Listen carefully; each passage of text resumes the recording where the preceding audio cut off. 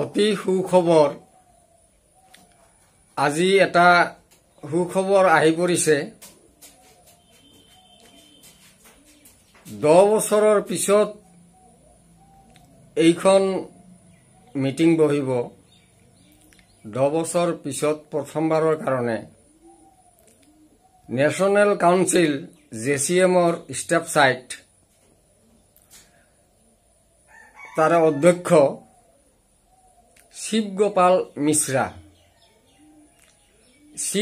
মিশ্ৰাৰ লগত আমাৰ দেশৰ প্ৰধানমন্ত্ৰীৰ আজি এখন বৈঠক আছে আৰু এই বৈঠকখন কিহৰ কাৰণে ইয়াৰ মূল উদ্দেশ্য OPS পুৰণি পেনশন এই পুৰণি পেনশন বাহাল কৰাৰ কাৰণে আজি আলোচনা হ'ব আমাৰ জেচিএমৰ অধ্যক্ষ মহাশয় শিৱগোপাল মিশ্ৰ আৰু আমাৰ প্ৰধানমন্ত্ৰী নৰেন্দ্ৰ মোদী ডাঙৰীয়াৰ মাজত আৰু লগতে ষ্টাফ সাইট থাকিব এটা সুখবৰ লগতে 18 মাহৰ ডিএ এইটোলৈ আলোচনা হ'ব তাৰপিছত 8 পে কমিশন সেইটোলৈ আলোচনা হ'ব আৰু কত ভ্যাকেন্সি আছে সেই ভ্যাকেন্সি বিলাকৰ আজি এই বিষয়ে আলোচনা হ'ব তে আপোনালোকে 2020 চনৰ জানুৱাৰীৰ পৰা 21 চনৰ জুনলৈ ডিএ পোৱা নাই সেইটা কৰোনা কাল আছিল এই কৰোনা কালত 18 মাহৰ ডিএ বকেয়া দিয়া নাই আৰু সেই বকেয়াটো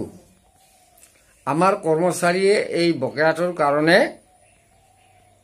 আন্দোলন কৰি আছিল আৰু সেইটোৰ বিষয়ে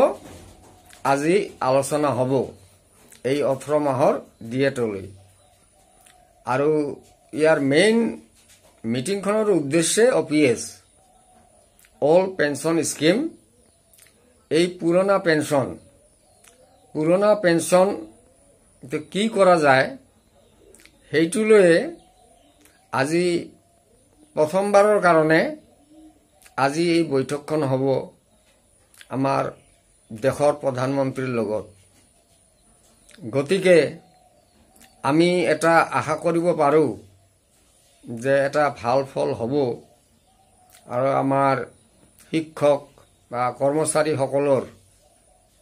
ভৱিষ্যতৰ এটা ৰাস্তা এটা হ'ব বুলি মই আশা কৰিলো আৰু সম্ভৱত আজিয়ে এইটো ফাইনাল হ'ব লাগে আজি ফাইনাল হলে বহুত আমাৰ নিচিনা মোৰ নিচিনা এনেকে দুখীয়া শিক্ষক অলপ সকাহ পাব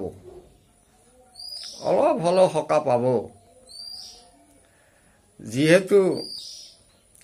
আমাৰ কিছুমানৰ বাৰীখনৰ বাহিৰে মাটি জমা বা বেলেগ আৰু আমাৰ বিজনেস নাই গতিকে আমাৰ এই 1044 টকা 1200 টকা 1800 টকা এইখিনি টকাৰে ঘৰখন চলিবলৈ আমাৰ বহুত অসুবিধা হৈছে গতিকে এই অসুবিধাখিনি বোধহয় দূৰ হ'ব আৰু আশা কৰো যে এইখিনি দূৰ হওক আৰু আমাৰ কৰ্মচাৰী আৰু শিক্ষয়িত্ৰী সকল উপকৃত হওক আপোনালোকক জনাবলৈ পাই মই সুখী হৈছো যে আজি প্ৰথমবাৰৰ কাৰণে এই বৈঠকখন হ'ব আৰু এই বৈঠকখনতে আজি কিবা এটা সিদ্ধান্ত হ'ব এইখিনি আজিৰ মূল খবৰ ধন্যবাদ।